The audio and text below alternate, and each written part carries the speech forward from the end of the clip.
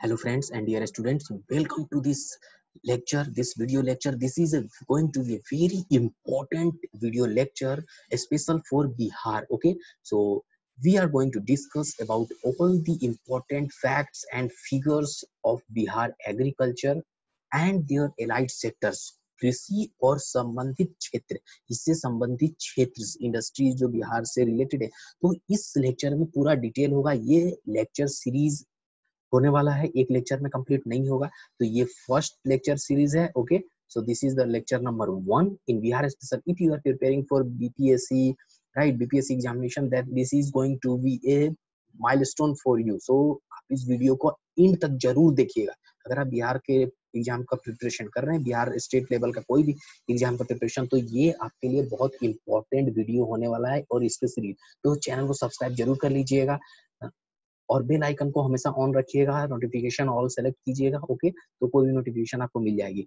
तो ओके, तो चलिए शुरू करते हैं। तो इसमें सारे डायमेंशन हम लोग डिस्कस करने वाले हैं बिहार एग्रीकल्चर से। ये लेक्चर नंबर 1 है। ओके, और बीपीएससी के एक्सपीरियंस के लिए बहुत इंपॉर्टेंट लेक्चर होने वाला है, और बहुत इंपॉर्टेंट, ये हिंदी इंग्लिश दोनों में होने वाला है। इसका नोट्स आपको हिंदी इंग्लिश दोनों में टेलीग्राम चैनल से डाउनलोड कीजिए, लिंक डिस्क्रिप्शन में रहेगा। ओके, सो ना इसमें हम लोग एक्चुअली क्या करने वाले हैं कि we are going to study the agriculture, Bihar agriculture, basically Bihar agricultures and allied sectors in different sector wise sector हम पढ़ेंगे, डिफरेंट हमारा लेक्चर आएगा। तो इस लेक्चर में public expenditure in agriculture sector, इस टॉपिक से रिलेटेड चलने वाला है पूरा। ओके, क्या क्या डिफरेंट सेक्टर्स हैं, क्या पार्टिकुलर्स हैं उनके, वो सब हम लोग डिस्कस करने वाले हैं।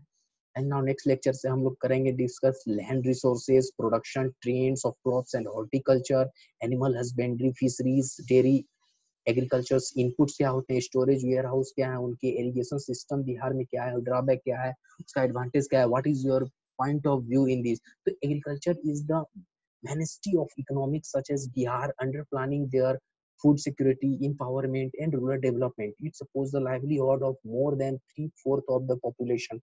Okay, तो बिहार एग्रीकल्चर क्या सपोर्ट करता है, 3/4 पॉपुलेशन को वो फूड सपोर्ट करता है, लाइवलीहुड सपोर्ट करता है। ठीक है, 3/4 ऑफ पॉपुलेशन जो है बिहार के, वो टोटली डिपेंडेंट ऑन क्या है, totally dependent on agriculture based products, and agriculture supports their livelihoods. Okay, so this is the important facts for prelims also. Okay, 3/4 of the populations.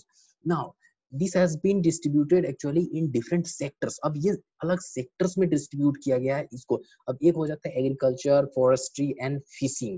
Next sector is crops आ जाता है। ठीक है, उसके बाद livestock, this is also a different sector, this has been modified. Livestock जो है पशुपालन, ये सब, तो ये अलग एक सेक्टर हो जाता है। फॉरेस्ट लॉगिंग, ठीक है, फॉरेस्ट डिपार्टमेंट जो होता है ना, ये भी एग्रीकल्चर में, मगर उनका एक, this is a different sector.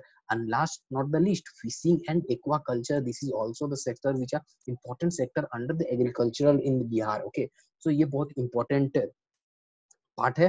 तो ये टोटल 4 to 5 सेक्टर्स हैं। So these are very important, agriculture, crops, livestocks, forest and logging and fishing and aquaculture. Okay, अब नाउ फर्दर मोर इस सेक्टर को डिफरेंट पार्टिकुलर्स में अब distribute किया गया है, क्योंकि ये these are all things are the very vast area, right. Crops क्या है, हर तरह का, रबी क्रॉप्स, ये क्रॉप्स, हर तरह क्रॉप्स है। Live stock includes everything, like forest include everything. So this further is categorized into different particulars, and the main particulars where we have to focus. और अब जो भी हमें एग्जाम पॉइंट ऑफ व्यू से mains के लिए notes बनाने होंगे, तो आपको ये सब पार्टिकुलर्स बहुत इंपॉर्टेंट है। ये सब इंपॉर्टेंट पॉइंट है, जैसे कि क्रॉप हस्बेंड्री हुआ, soil and water conservation in Bihar, ये सब देखिए सब आ रहा है किसके, ब्रॉड क्या टॉपिक एग्रीकल्चर के अंदर आ रहा है ना। Animal husbandry, dairy development, fisheries, forest and livestock, all these are the different particulars, food storage and warehouse sharing. Okay, agriculture research and education, what are the steps taken by the government, ठीक है, वो सब हम लोग देखेंगे, schemes देखेंगे इस sectors में, राइट। फिर उसके बाद cooperation, water cooperation and what are the other programs in this particulars. Okay, तो ये सब पूरा कृषि अर्थव्यवस्था बिहार का हम लोग पूरा डिस्कस करने वाले हैं। So these they are the particular sectors and particulars of this agriculture where this need to be underlined, need to be understood particularly. तो ये हिंदी और इंग्लिश दोनों में हमारा वीडियो चल रहा है। ओके, इसका नोट्स भी अवेलेबल होगा टेलीग्राम में, पीडीएफ जो वहां से डाउनलोड कर सकते हैं। चैनल को सब्सक्राइब जरूर कर लीजिए, ओके, जरूर से जरूर कर लीजिए, और वीडियो को अच्छे से देखिए, नोट्स बनाइए, वीडियो को जहां जरूरत पड़े वहां पॉज कीजिए, नोट डाउन कीजिए, पूरे नोट्स अच्छे से बना के चलिए, ओके। प्लेलिस्ट जरूर विजिट कीजिएगा हमारे चैनल का। चलिए ना, उसके बाद what are the main advantage. अब देखा जाए कि एडवांटेज क्या है, एक तरह से एग्रीकल्चर स्टेट है, Bihar is agricultural state, right. And so what are the main advantage, उसका एडवांटेजेस स्टेज क्या हो सकता है। पहला होता है रोजगार पैदा करना, ठीक है, उद्योगों को कच्चा माल प्रदान करना, because this is agriculture based sector, right. Bihar is agricultural state, right. Major priority is agriculture, dominant factor is agriculture, so this need to be taken. So what are the main advantage, अब उसमें से हम लोग क्या ले सकते हैं। advantage generating employment, provides raw material to industries, ठीक है, उद्योगों को कच्चा माल प्रदान करना, वो भी एक इंपॉर्टेंट पार्ट है। फूड सप्लाई, ठीक है, खाद्य आपूर्ति, food supply directly proportional to this agriculture sector. Assist in poverty alleviation, गरीबी उन्मूलन से सहायता करना, ठीक है, गरीबी को हटाना, एक तरह से ये पॉवर्टी एलिवेशन में बहुत अच्छा सस्टेनेबल रोल प्ले करता है एग्रीकल्चर, ठीक है।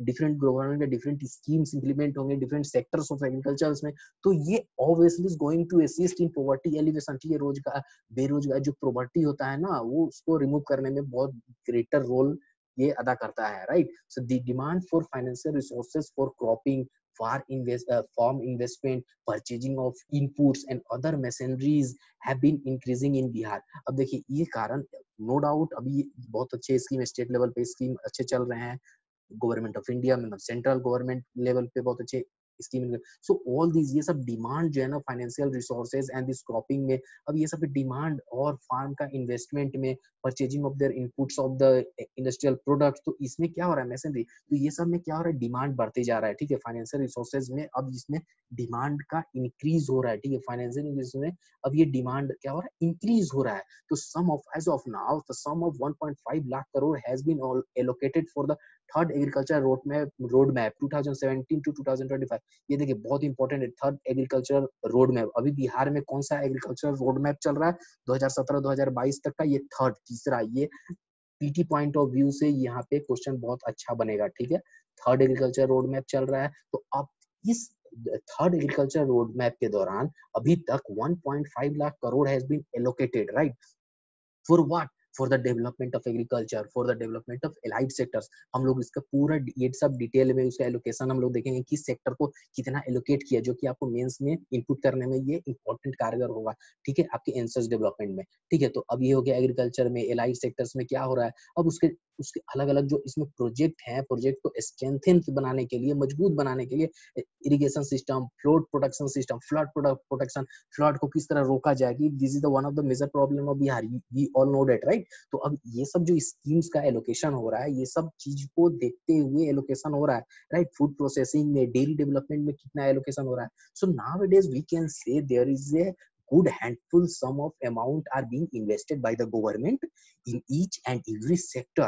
So each and every sectors are under full scrutiny under the government for the development of each sectors, from the agriculture point of view, for the allied industries point of view, every point of view से। Okay, so all these things have in this paragraph you will get the आप यहाँ से आपको हिंदी में मिल जाएगी। हिंदी आप video pause करके इस सेक्टर पूरे हिंदी में हम इसमें है, तो हिंदी में आप यहाँ से रीड आउट कीजिए हिंदी स्टूडेंट्स के लिए। ओके, तो ये तीसरा रोड मैप याद रखिएगा, तीसरा कृषि रोड मैप 2017 से 2022 ये चल रहा है, इसको आपको हाईलाइट कीजिए नोट में अपने, इसको नोट में इसको हाईलाइट कीजिए। Okay, now over the last 2 decades the economy of Bihar has undergone a structural changes, so as evident in the shift in the sector compositions of gross state domestic product GSDP के माध्यम से हम लोग ये जान सकते हैं कि लास्ट 2 डिकेड्स में 10-20 सालों में जो बिहार का इकोनॉमी है वो स्ट्रक्चर चेंजेस में मूव हो रहा है, वहाँ स्ट्रक्चर चेंजेस इंकॉर्पोरेट हो रहे हैं, बहुत अच्छे से इसको इंप्लीमेंट किया जा रहा है, राइट।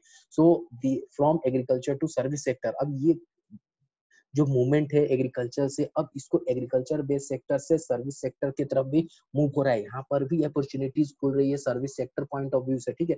अभी तक more than 70% of population is engaged in agricultural operations.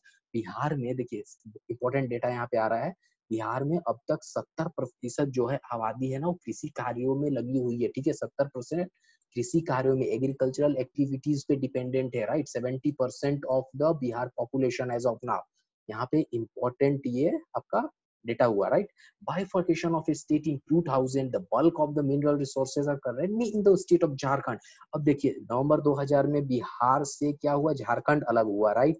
अब झारखंड में मेजर जो रिसोर्सेज थे, रिसोर्सेज एरियाज थे, right, minings, mineral resources, natural resources थे, वो मेजर पार्ट बाइफर्केट हो गया, मतलब उस राज्य में झारखंड में चले गए। तो बिहार में उस पॉइंट ऑफ व्यू से mineral resources after 2000 has reduce, मतलब उसका वो पार्ट इंक्लूड हुआ ही नहीं, वो रहा नहीं, वो चला गया दूसरे स्टेट में, जब वहाँ बिहार और झारखंड का डिवीजन हुआ, right. So achieving high and sustainable growth in agriculture sector is a crucial to creating both on-farm and off-farm employment opportunities and improving income particularly for the poor।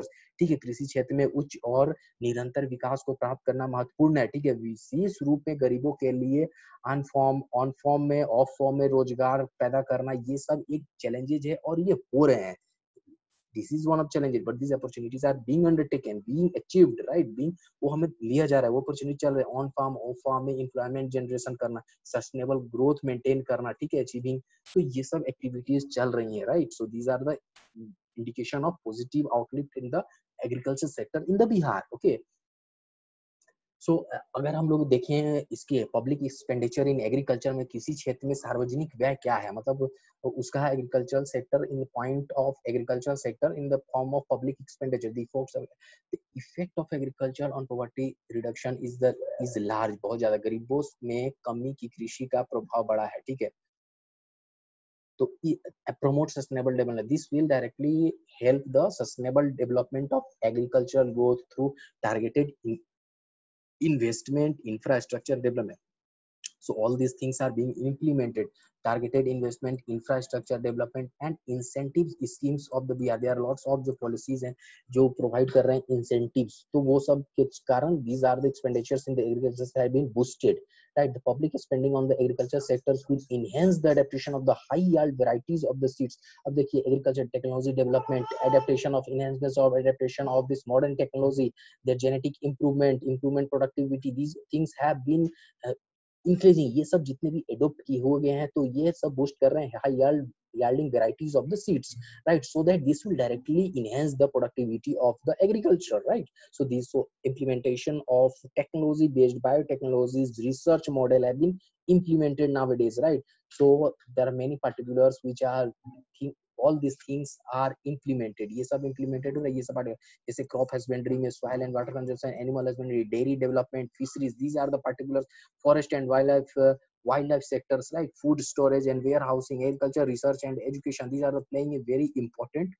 role nowadays ना, cooperation, these things are। so agriculture roadmap 3, अब इसके बारे में हम लोग अभी देखा agriculture roadmap 3, ये कब से कब तक है, 2017 से 2022 तक, has allotted अभी तक कितना 1.5 lakh crore has been allocated in the different sectors in agriculture, right। so for the development of agriculture and allied sector, उनके development में, so right, so these things are the major steps that have been taken care very actively, and the participation of state governments as well as the central governments are working on it, okay। so these are the some public expenditure in agriculture and allied sector, what are the allocation, देखिए कितने percent allocation उनका अभी तक हो रहा है अभी economic services में। so as per this graph, अब देखिए around this forest and wild life जो सेक्टर है, और इसमें अभी तक ये डेटा कब का है, 2010 और 13 इन कंपेयर टू 2016 एंड 19 तक का। अब देखिए ये डिफरेंट एक्सपेंडिचर अब 5-6 सालों में हैज बीन बूस्टेड। अब ये जैसे हम ये देखते हैं, ये data, this data is for food storage and warehouse. अब फूड स्टोरेज वेयर हाउस का जब डेटा हम लोग देखेंगे तो देखिए अराउंड कितना परसेंट था, 5% हार्डली था, ठीक है, 1% 2% का एलोकेशन इसमें था इन ईयर 2010 एंड 13 में, but now this has been boost to 10%, right. अब यहाँ पे 10% एलोकेशन, अब यहाँ पे 10% यहाँ पे एलोकेशन हो रहा है food storage and warehousing में। क्रॉप हस्बेंड्री में देखिए, crop husbandry major part of है, ठीक है, इतना परसेंट ऑफ अराउंड 50% ऑफ जो भी इन्वेस्टमेंट है, जो भी स्कीम्स का प्लानिंग है, वो 50% distributed in crop husbandry and for different sector. अब ये हो गया एग्रीकल्चर एंड रिसर्च 10%, ठीक है, and this one animal husbandry 10% allocation हो रहा है इसमें, right, and this forest and wild life sector में भी 10% का एलोकेशन हो रहा है, ये देखिए। एंड उसके बाद दिस वन कोऑपरेशन में कोऑपरेटिव सर्विसेज, ये सब एलाइज में अराउंड 10%, अराउंड 8 to 10% का एलोकेशन हो रहा है। So we can say, if we compare करते हैं कि 2010 और 2013 से रिलेटेड 2016 हर एक सेक्टर में इन्वेस्टमेंट गवर्नमेंट का इंक्रीज हुआ है, राइट।